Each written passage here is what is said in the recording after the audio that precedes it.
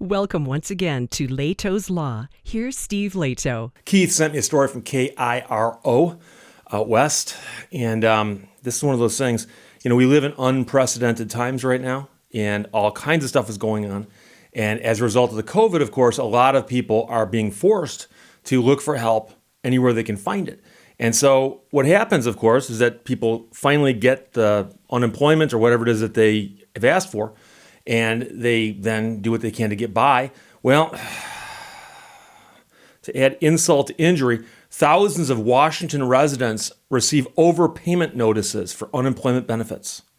So they got the unemployment, then they got a note saying, oops, we accidentally overpaid you. Can we have the money back? Lindsay Sheldon wrote the story for KIRO. Many people who've depended on unemployment benefits for months due to the pandemic are now facing this. Demands from the state's Employment Security Department to repay the money. Battling overpayment notices from the ESD has become a family affair for Jennifer Taylor and her daughters. This is an example. Her daughter got an overpayment notice for $2,600. That was the first one. Meanwhile, her other daughter, got an even bigger one saying, we've overpaid you by $3,000. And then they have a thing that says, click here to pay now, as if you could just immediately pay the money back. So, of course, this is causing them to worry and get upset. Taylor says, I'm panicking. First of all, where are we going to come up with this money to repay the unemployment? And we don't have that kind of money. We're paying back almost $6,000, combining those two notices. This one woman worked full-time at the Thunderdome Car Museum, but needed unemployment benefits when it had shut down due to the pandemic. And so, why are there hundreds, if not thousands, of people getting these overpayment notices for claims that have been approved? And again, we're going to get back to my original thing that I said several videos back, that there were a lot of times now where they were in such a rush to get the money out that they made mistakes. And we've seen them sending, the PPP money to people who don't deserve it, who don't even have businesses. And it looks now like some unemployment agencies sent out too much money. If in fact that's the case, the question is then how do you go about getting people to refund the money if that's the only way it can be handled? KIRO discovered others are dealing with even bigger demands. One man says, I have to be able to pay back $15,000. And he was reading directly from the statement to the reporter, like, how am I supposed to pay that back? He told KIRO he worked as a machine operator in Seattle until the pandemic led to layoffs.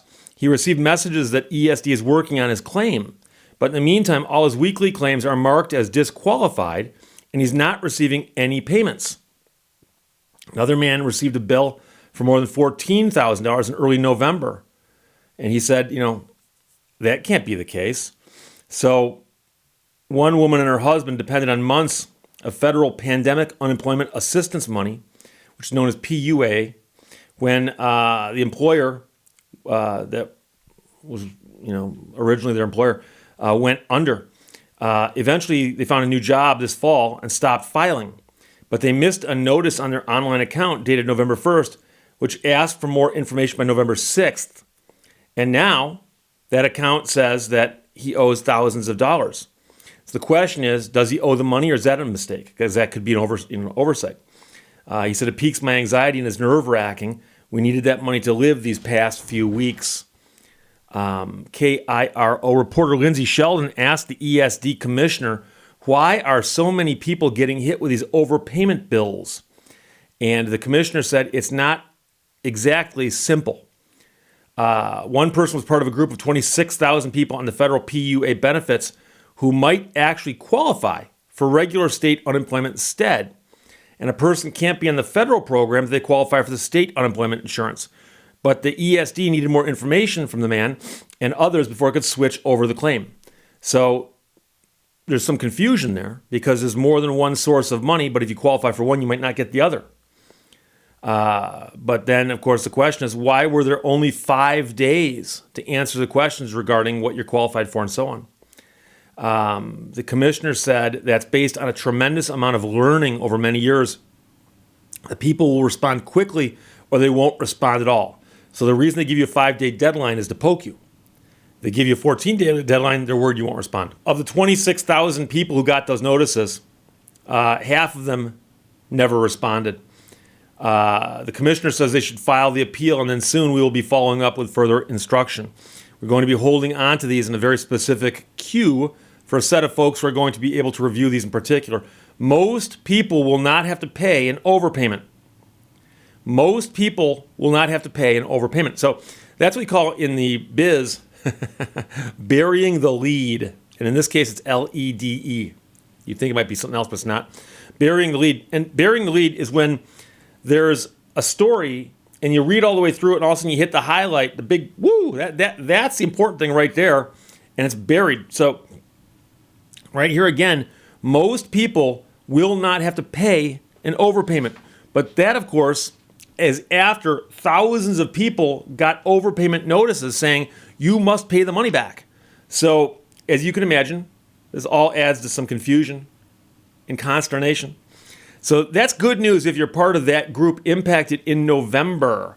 The Unemployment Law Project recently posted to TikTok to provide guidance for people in that group. And Ann Paxton with the ULP said others should plan to appeal too, even if they're still trying to get through to ESD on the phone. And even if you have no other explanations of why you're watching TikTok videos. But again, the Unemployment Law Project recently posted to TikTok advice on this. Paxton from the ULP says you can do that for a while before your deadline arrives to file an appeal, but you have 30 days. We can give you free advice and possibly representation at the Unemployment Law Project if you call us. So again, they're asking you to call them if you need help after they posted a video on TikTok. As for Jennifer Taylor and her daughters, one of them got her overpayment problem solved when she got through to ESD on the phone. The other one finally got in front of an appeals judge on November 16th, and the judge ruled in her favor. And so her overpayment notice has disappeared. She just recently started receiving her stalled benefits again. The ESD stated it paused sending out overpayment notices to figure out how to do this better. Well, I guess, hey, better late than never, right? An ESD spokesperson told KIRO this week that in the next several days, the department will be sending people the request to apply for that potential new claim again. He said the ESD needs people to file for a potential new claim based on the information we have about their earnings to ensure that they are on the correct benefit. If they disagree, they, of course, still have the right to appeal that decision through the standard process. This means people will want to keep an eye on their accounts and their emails. I've spoken to people, many people, friends of mine, clients of mine, who've gone through the unemployment process in a variety of states. And just getting through to somebody on the phone is probably about as difficult as, I don't know, climbing Mount Everest. It's just one of those things that most people don't set out to do it, and if they do, they don't succeed. That might be a little bit of hyperbole. But the idea that they're actually saying, don't worry about it, you can just call and go through an appeal process. Yeah, the lengthy appellate process always makes things better. Kind of like it did for, NFL football or college football. A lengthy appellate process really helped the game, didn't it? They're going to review that call. ESD officials said in some cases people may owe the difference if they receive more money on PUA and show that they have been on regular benefits at a lower weekly rate. So, again, the question simply is this. Did you get more money than you were entitled to? If you did, do you have to pay it back or not? And the question is, did they notify you and tell you? If you got a notification saying you were overpaid and you have to pay the money back, look at it carefully, study the whole situation. There's a good chance you don't have to. But I would always recommend you respond within the timeframes they give you, because bad things can happen to you, even if you're right.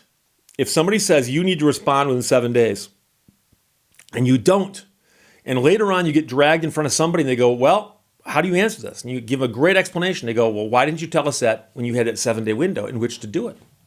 And courts in particular, whether administrative courts or law courts or whatever kind of courts in particular tend to think that if you didn't respond, you didn't answer, and you didn't challenge something, that you deserve to lose, okay? And in some settings, you will lose. You will simply lose. So, if you get served with a summons and complaint and you don't respond to it, you can be defaulted And once you're in default, you've already lost. You have no right to defend yourself. Game over. And I've seen people come into court and say, well, Your Honor, let me explain why I didn't answer the complaint. Judge goes, let me hear it. And they say something like, I was busy. Judge goes, well, it's not a good enough excuse. You're still in default. So if you have a window in which to respond, respond. But understand that they said, even if you got the notice, most people won't have to pay the money back. However, it is still in your best interest to respond and follow through the process as best you can. So if they ask you to do something, do it. Not necessarily return the money, but respond, okay? So that's the situation. Right now, and Keith sent me the story, by the way, thousands of Washington residents receive overpayment notices for unemployment benefits, and it could be based on the fact that there's two different pots from which money can come from, and you might be simply getting it from the wrong source. But if you get the notice, you certainly should respond to it, but you may not have to pay the money back. So don't let it freak you out just yet. Lindsay Sheldon wrote the story for KIRO 7 News. Questions or comments, put them below. Let's talk to you later. Bye-bye. Thank you for watching Lehto's Law. Believe in your infinite potential. The only limitations are those you set upon yourself.